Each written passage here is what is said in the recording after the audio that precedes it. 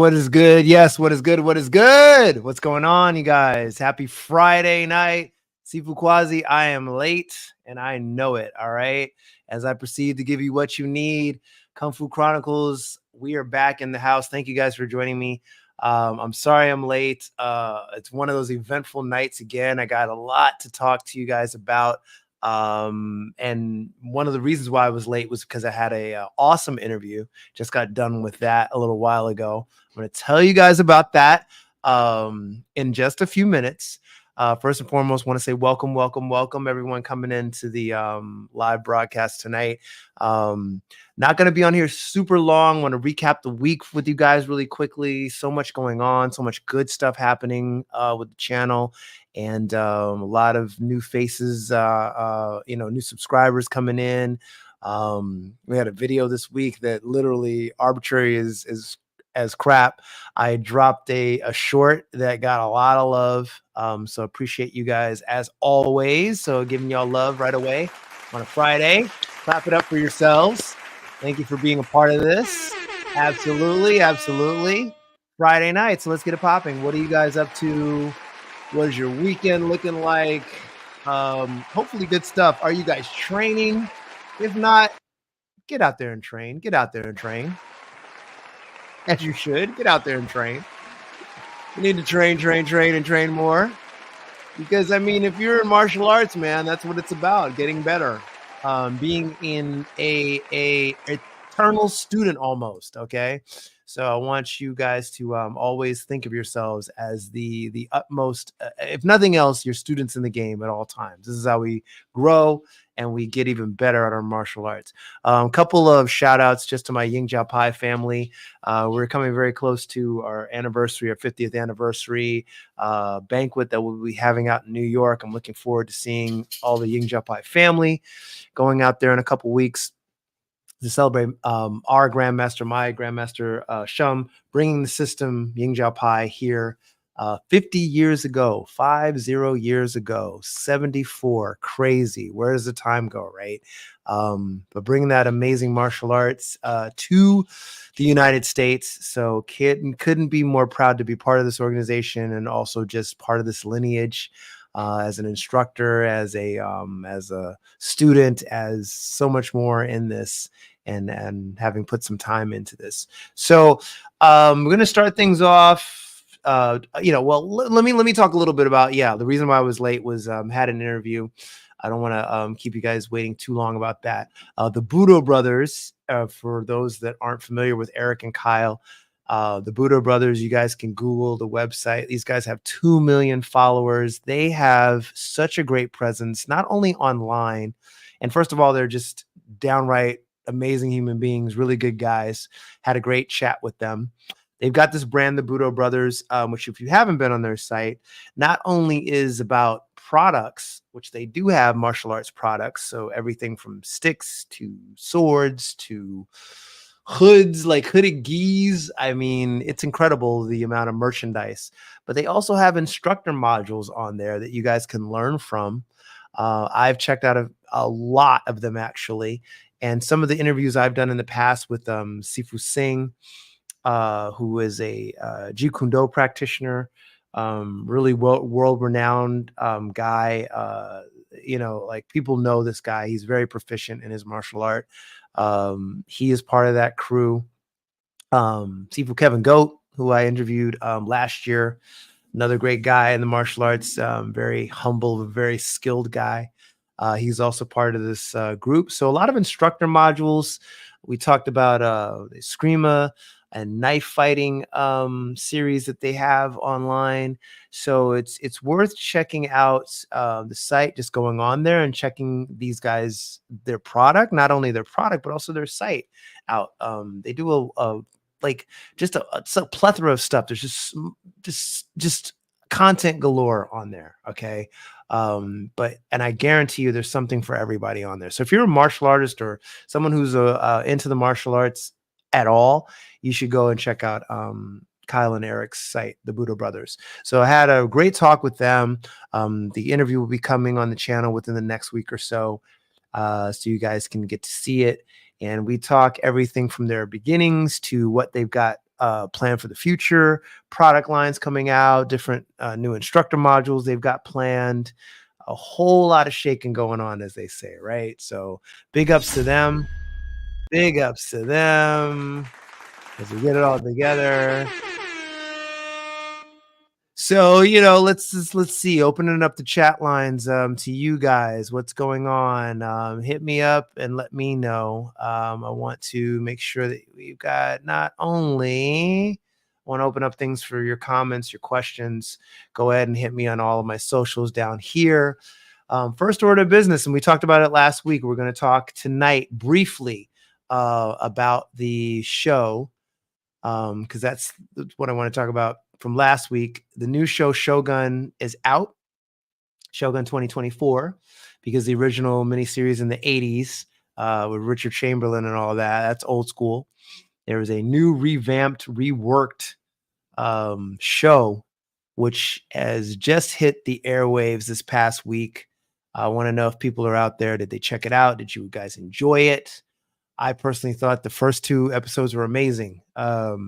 Very well shot, beautiful cinematography. It's basically being compared. It's like the martial art version, or the Japanese, not even Japanese version, but the kind of the it's not even a martial arts show, but a historical Japanese version of Game of Thrones. So people are throwing around analogies like that. And when you watch the show, you'll see why, because it's a beautifully shot show.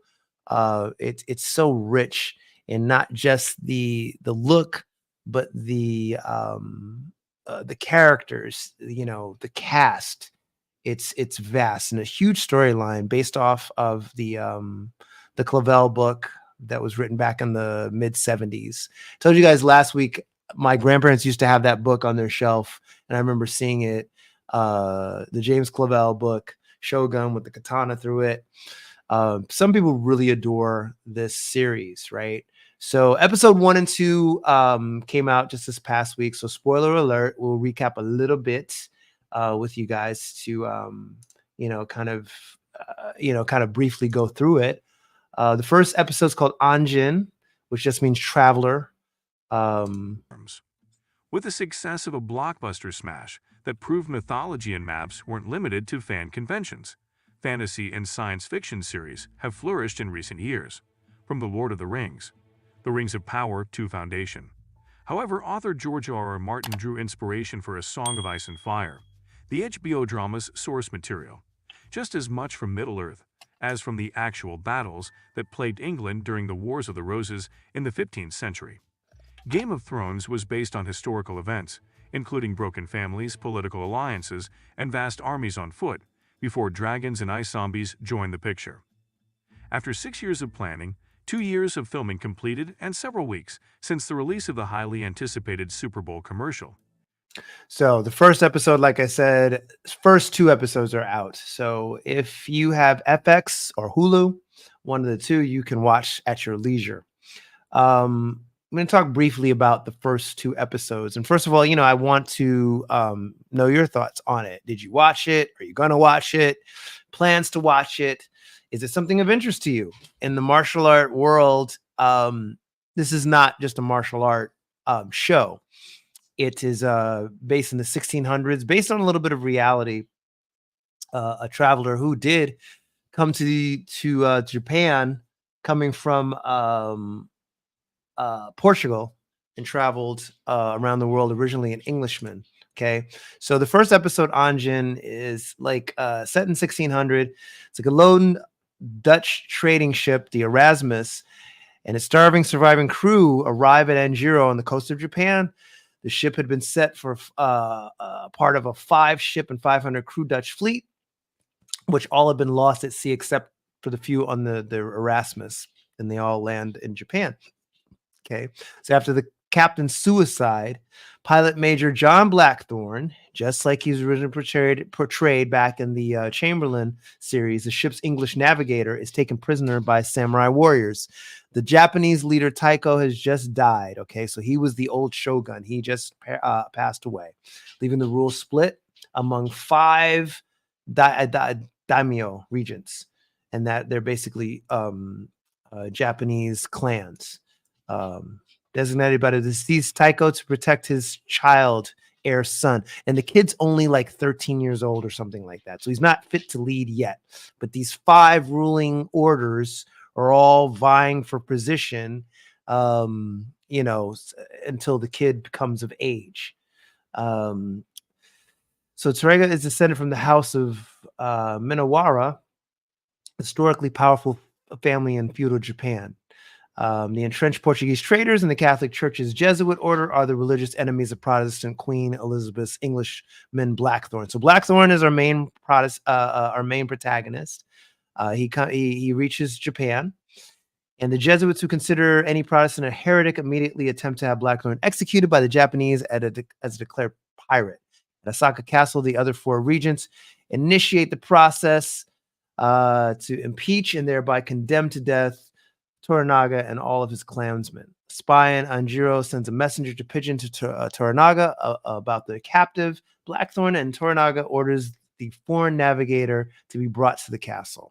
Another navigator, Vasco Rodriguez, a Spaniard in service of the Portuguese, sails a Japanese ship to bring Blackthorn and the Erasmus cargo to Osaka. But along the way, a storm wave washes Rodriguez overboard, and Blackthorn takes command of the ship, saves Rodriguez, as well as his captor. So you've got a lot of dynamics playing out. The Jesuit thing is very interesting to me. So at the time, Catholicism was brought to Japan.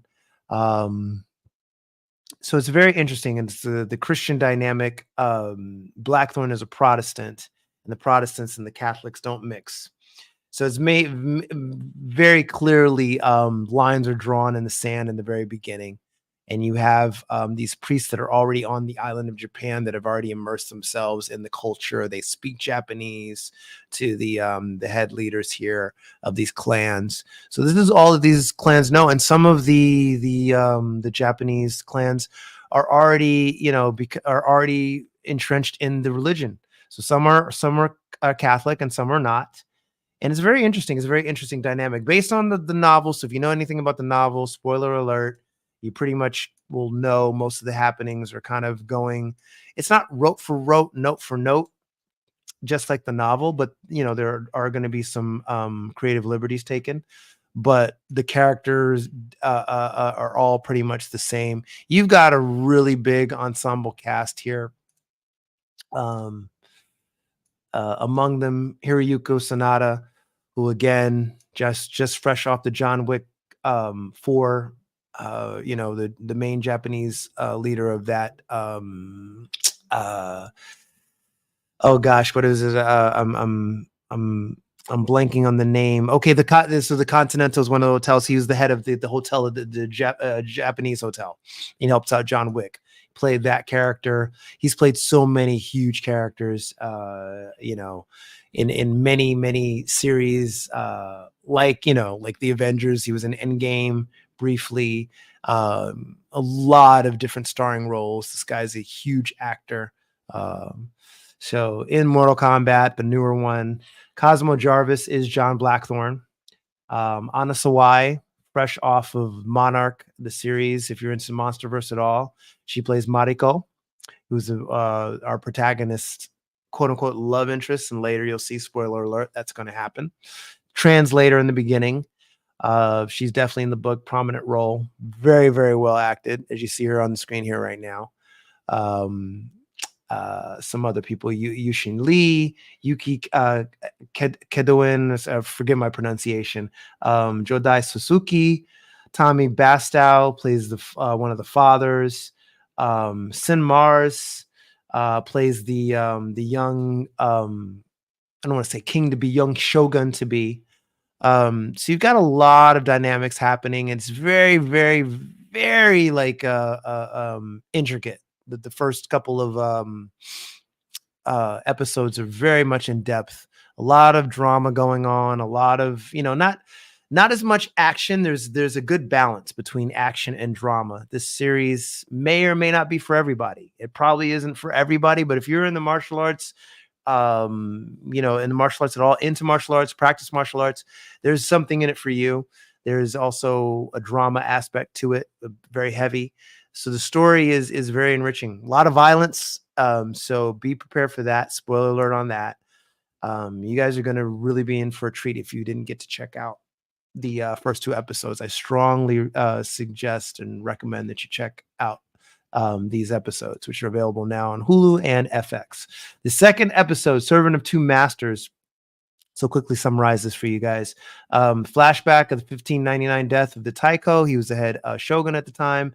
It kind of starts off with that, and the appointments of the 5 regents are made. But the dying leader admits he only trusts Toranaga, who is our central character that Blackthorn will be speaking with back and forth as Blackthorn, our main character, becomes introduced as he's introduced to the Japanese culture. So anyway, back in 1600, Rodriguez gives Blackthorn confiscated rudder, instructions for the nautical navigation to Japan, and journal to the Jesuits. The journal contains both the description of Queen Elizabeth's royal warrant. I don't know why it's so difficult to say royal. These girls ain't royal. They're loyal. Anyway, to open trade and protect that trade on her behalf in Japan, and a description of the secret Spanish and Portuguese trade intelligence. At the first interview of Blackthorn, both Toda Marico, who I talked to, who was fluent in Latin and Portuguese. And by the way, they're speaking, Blackthorn and his crew are speaking Portuguese, but it's translated on screen as English. They're speaking English, but it's supposed to be Portuguese. But the Japanese people are legitimately speaking Japanese, which I think is great. So you have legitimate Japanese actors playing Japanese people. And I say that because so many times we'll see in, I don't want to call it epics like this, but in series like this, where you've got non-Asians playing Asians, and this is not the case. This is a very much authentic feel. Even though it's not filmed in Japan, fun fact, it was filmed in Canada. So I think Vancouver, I believe, doubles as Japan, but legitimately, you probably won't pick up on that now that you know it. If you didn't know it before, you may look and see, okay, but for the most part, it looks very Japanese when you see it. So anyway, just a couple things about this. So long story short, Blackthorn is being taken to be executed in the beginning because he's just kind of seen as this outsider. But when he's taken to be executed, Blackthorn is rescued by Yabashigi's men, who's one of the, in fact, the guy in the first episode who falls off a cliff and almost commits suicide because he thinks he's going to die, but then gets saved at the last minute. So anyway, Japanese tradition and all that thing. So Toranaga remarks as the luck of Yabashigi being at the right place at the right time to rescue the condemned Blackthorn. In a second interview with Toranaga, which Mariko serving as this time as the sole translator, because the first time Blackthorn's brought there, he has the Jesuit priest who translates for him. Blackthorn's asked to draw a map of the world in the sand spread out on the native England and have he's spread out on the ground, acting as a canvas, and there represents England, Portugal, and Japan. Blackthorn reveals that Portugal and Japan are in conflict with his native England and have laid claim since 1494 over Japan. He reveals that their end goal to replace Japan's government with a Catholic one. Toranaga, Mariko, and all the Japanese present are shocked to hear that all of Japan belongs to the King of Portugal. The audacity, right? This is what happened back in the days. You know, people would just take lands, especially from Europe. Further, Blackthorn went on to explain that a secret Portuguese base in Macau employed a ronin, which are basically ex-samurai, right? Or kind of like blacklisted samurai, so to speak. And they smuggled guns that had been used in an uprising against the Taiko a few years earlier. So Mariko tells Toranaga that she is uncertain what uprising Blackthorn was referring to. Afterwards, Blackthorn humbly thanks Mariko for her honest translation, even though the viewers were presented instead with each and every statement by Mariko being prejudicial and misrepresenting the words of Toranaga or Blackthorn, which she kind of does, and you'll see. In retaliation, Toranaga bars the Portuguese black ship from leaving Osaka so that Erasmus' ship is stuck in the bay. That night, an assassin sent by Kiyama on behalf of the Jesuits nearly kills Toranaga, who is saved by Blackthorn. But after realizing the assassin was in Blackthorn's room, Toranaga determines the assassin was looking for Blackthorn. So that's your first 2 episodes of Shogun. Big deal, very fun. Are you guys watching again? Will you be watching? I think you should give it a whirl, give it a try. It's well worth your time. Again, the acting superb, the set superb, the all in all feel of the series just amazing. But let's move on. You can share your thoughts in the comment section. Right now, check that. Let's move on to another topic. And if you've got any comments or questions, feel free to leave them here. Yep, down below. And let's see here. All right, so let's shift gears a little bit here. Let's see. Oh, it's always fun doing this. Okay, so the trailer or the first few visuals, the first few pictures of the new movie, The Crow, are out. It's causing a bit of a stir. And reasoning why is because it's not basically what everybody thought. In other words, they're a little different from probably what people were thinking the initial pictures would look like. Okay, so in our martial arts news tonight, we're going to be talking about the new Crow movie. So this thing has come, it's different iterations since the 1994 classic with Brandon Lee, which most people know was his very last movie. Of course, he unfortunately got killed on the set of making that movie, the Alex Proyas movie, which is near and dear to so many people's hearts. It's a very cult classic movie, a movie I watched originally in the theaters years ago. Loved it, still love it. And we'll watch it if it's ever on TV. I got no shame in my game. I love The Crow. But a remake's coming out, and it stars one of the Skarsgard's brothers. So really quickly, it's Rupert Sanders' upcoming remake, The Crow, features Bill Skarsgard. Okay, so Bill Skarsgard, another player from the John Wick series, John Wick 4, as a matter of fact. He'll be playing Eric Draven, a role immortalized by Brandon Lee, like we talked about in 94. Movie with FKA Twigs plays his girlfriend, Shelley Webster. So if you know about the original series in the original movie, I should say, in 94, Brandon Lee starred in that as Eric Draven. The story of basically 2 lovers that were murdered, and the boyfriend comes back to exact revenge on his on his killers and his girlfriend's killer, his fiance's killer, I should say, more specifically, Shelley Webster. So that original is a classic. People know it. They love it. The Crow is returning to screens almost 3 decades after Alex Proyas' 1994 original. After being stuck in development hell for 15 years, a release date for The Crow reboot is almost in sight. With plenty already revealed about the cast and story of director Rupert Sanders and screenwriter Zach Balin's reimagining of the 1989 graphic novel by James O'Barr. In the graphic novel and original movie, Eric Draven and his fiancée Shelley are attacked by a gang of thugs. Shelley is raped, and both are killed. But soon, Draven is resurrected by a mysterious crow and given mysterious powers to seek revenge against the men who killed him and his fiancée. So while the new movie has been touted as a modern reimagining of the characters and story, it will most likely recreate these central events of the 1994 film and the graphic novel. Right. So, yeah. For those that don't know, yes, it's based on an original graphic novel by James O'Barr.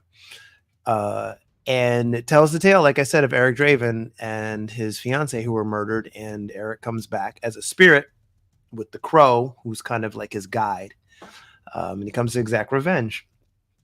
So the original is a classic, Brandon Lee's last movie. Very sad indeed, but at the same time, had that vibe of like that Batman vibe, very dark. All the settings are basically just in the rain, in the dark. They filmed it in North Carolina.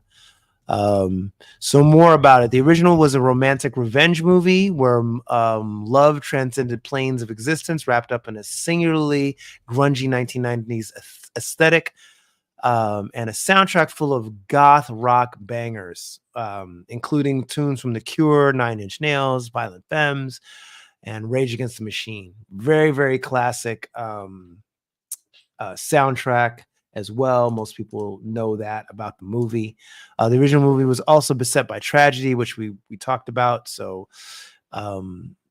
Lee, of course, was killed on a set by a prop gun, and they were able to finish the film, which was ultimately dedicated to Lee and then his then fiancee, Eliza Hutton, which spawned a surprisingly robust franchise, including 1996's underrated The Crow City of Angels, which is not a bad movie. There's actually a fun fact here. I'll do a little quick tangent for you. The City of Angels movie was a better movie because it was not better than the original, but a better movie than what you actually get to see, because there was a version that is extended and had a whole lot more ideas. The studio Miramax at the time cut the thing down, basically bastardized that film, but the original idea had so much more encompassed in it. So when you watch the movie now, you'll probably watch it if you haven't seen it before, the 1996 movie, and be like, God, this is crap, especially compared to 1994. And it's not even Eric Draven in the second one. You'll see, spoiler alert, it's a new character, but a crow comes out, and same kind of plot. Guy comes to exact revenge. He's done dirty. I think his son is killed in the second movie, and things happen. But that movie was meant to be a lot better, and it just wasn't. Then you had two other sequels after that. Okay. Vincent Perez played in the second one, and direct-to-video sequels after that, The Crow Salvation in 2000 and The Crow Wicked Prayer 2005. But this new one coming out is a complete remake, retelling, starring Skarsgård. So the first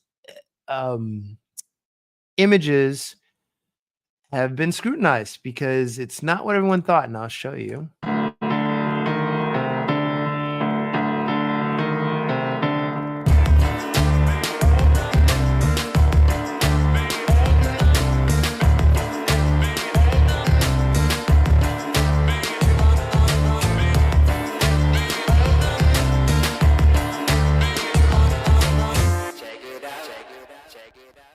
So a very punk rockish kind of feel, a very different, a different variation of The Crow. Kind of like I've seen people online talk about, like almost like a Jared Leto Joker vibe versus the Heath Ledger Joker. So that's a decent comparison. Here's what I'll say. I would say to kind of reserve your thoughts on your overall thoughts on the images until you see the actual movie. We could all be surprised. But the original director, Alex Proyas, the first director of the original 1994 movie, is already kind of like panned this new movie. But I think that's without seeing it and also being a little biased. And of course, it was Brandon Lee's last project. So a lot of people that were involved with that, it's very near and dear to their hearts. I've seen interviews with some of that cast, Ernie Hudson specifically, and talks nothing but great things about Brandon Lee. And the process was a little belabored, and we know, unfortunately, what happened with Brandon Lee on the set. But it's a testament to the fact that so much honor was given to Brandon Lee that they had to finish the film. They were given the green light by the family to finish the film, and they did. And most people know that the original, it just kind of transcended a lot at the time. And it was arguably one of Brandon Lee's best roles. And clearly you can see, because his acting chops really got shown up. It wasn't just about the action. His acting chops really got shown.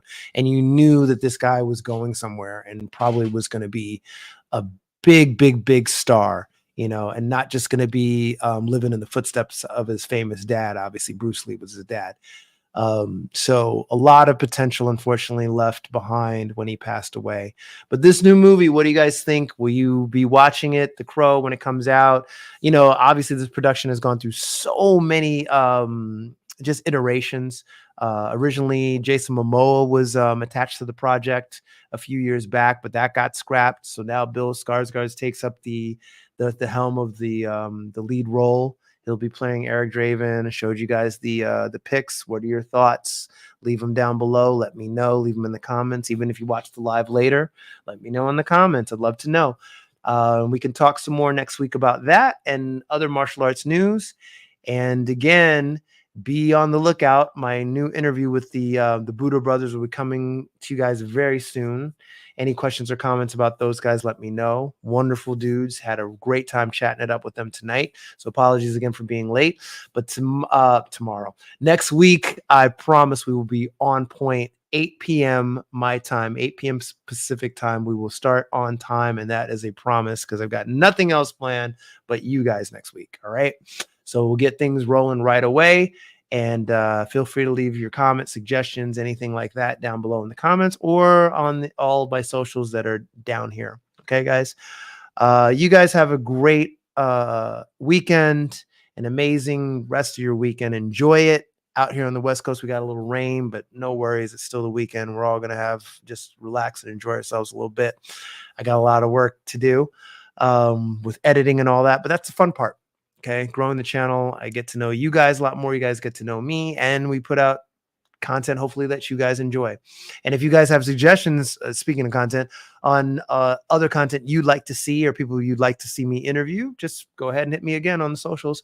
If you want to email me, I got all that information down below. If you want to DM me on the Kung Fu Chronicles Instagram or directly on YouTube, feel free. All right, guys, stay safe. See you all in the next round. Keep punching. Have a great weekend. Talk to you all very, very soon.